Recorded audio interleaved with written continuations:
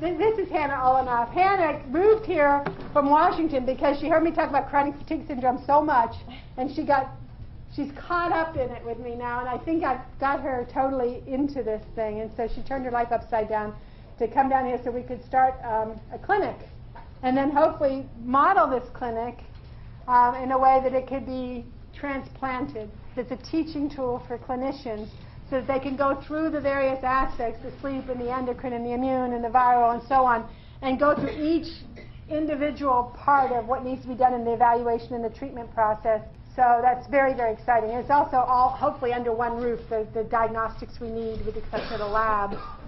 So I don't have to, you know, all of you have been sent off to a cardiologist, say, for a tilt table and had him say, I don't believe in chronic fatigue syndrome. And that's so discouraging.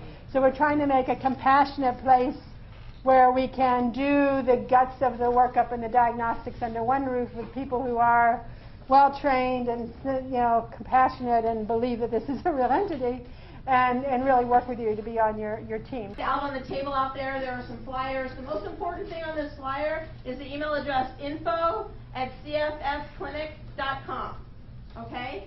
We are going to get this clinic open in December. I understand my life depends on it. As soon as I know when we're going to start taking appointments, I will email out to Pandora, to CFS Knowledge, but most importantly, to the email list that I have at info@cfsclinic.com. This will be a cash pay clinic. We will give you a bill that is submittable to your insurance provider. Initially setting up this clinic, first off, I know some of you can't afford it. That's why we're working so hard to make the UM clinic grow and be able to continue to do the insurance space, the Medicare, Medicaid, and all the rest. I will be the training doctor and the consultant, in fact the medical director, to make sure it's done right, and I'll be the person developing the templates.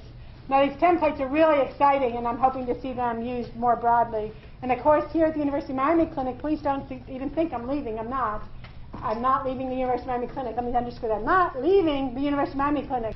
So we're going to pull this off one way or another. I'm just excited it's finally getting going because of these hundreds of people on the wait list that simply can't find a doctor, and there's no doctors in town. Now, to be encouraged, if this thing really is a viral illness, every infectious disease doctor in town is going to know that part of it. She asked specifically, if you've been sick 30 years, is your prognosis for treatment with an antiviral going to be different than someone sick 5 years or 1 year? And my answer is, don't be discouraged about that, okay? Just don't.